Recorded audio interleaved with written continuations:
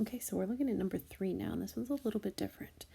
Not a ton different. It's still a problem involving volume, and it's still a problem that has a rectangular prism to it. So I'm still going to think about the area of the base times the height, and because the base happens to be a rectangle or square, whatever, I'm going to use length times width times that height.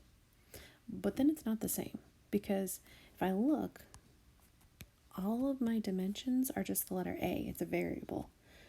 So if I plug in length times width times height, excuse me, I'm just getting A times A times A. The other thing that's unusual here is it tells me the volume is 729. So normally I'm saying, hey, find me V. What is it? For this one, it's saying, hey, look, I know what V is. It's 729. So it's kind of working backwards. We're finding, well, what does V equal? Here, we're working backwards. V is 729. Tell me what those letters are. And like I mentioned in the other video, as a reminder, when you take anything times itself 3 times, it's to the 3rd power. So you have some options here. If it was a smaller number than 729, you might be able to guess the variable. So maybe like 2 times 2 times 2, you can quickly figure out would be 8. Or 3 times 3 times... But 729 is not a number that I happen to know a lot about myself.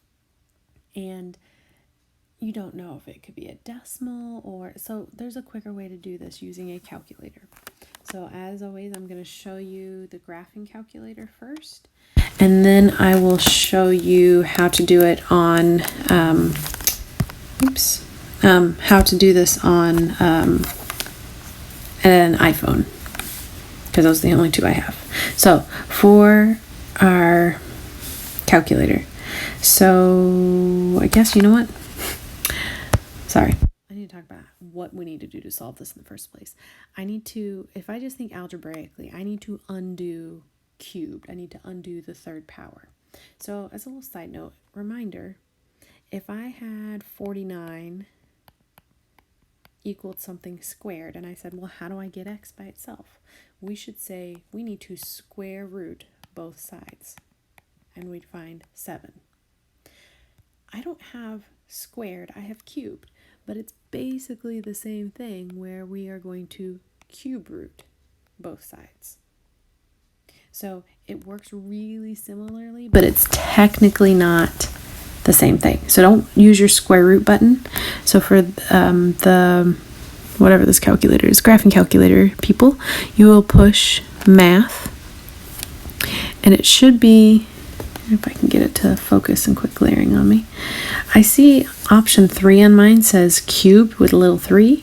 Right below it, option 4 says cube with a square root symbol. That's what I want. So I want the cube root. I want the cube root of 729. So it's telling me the answer is 9. So that means originally, if I had taken 9 times 9 times 9, I'd get 729. You don't have to have that type of calculator to do it. So you can, is this working? You can use your phone. So make sure your phone is actually unlocked. Don't just use the home screen shortcut. That way you can turn your rotation lock off and rotate it. So this is the backwards calculator. So I'm going to type in the 729 first. And then I want cube root. So if I come over here, if I can get it to focus. This is a little infuriating. There we go. Next to the second, oops. Oh my goodness. I'm tapping the wrong screen to try and clear it off.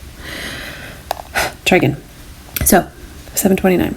Right next to the second button, you should see x squared. I don't want to square this number.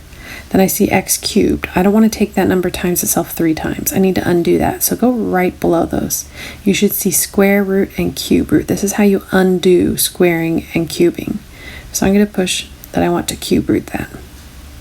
So again, if I need to undo it, I push 729. If I can reach the 9.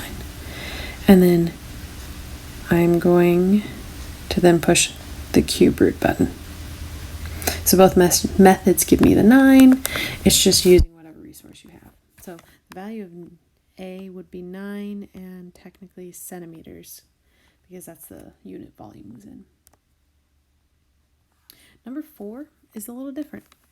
Not because they give me the volume in this one, but because the shape is not a rectangular prism. This does not look like any Amazon box I've ever gotten.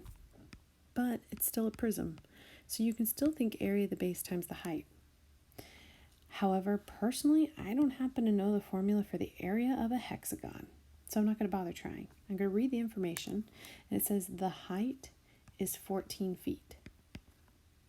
So I know H. So H is 14 feet.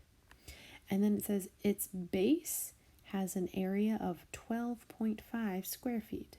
So they're telling me capital B. They're not saying, hey, use this formula. They're just saying, oh, I already used this formula and I got 12.5 square feet. So sometimes, not always, but there will be times you could just go ahead and plug in a number for capital B and not find it by any type of multiplication. So now I'm going to multiply the area of the base times the height, and I got 175 for this.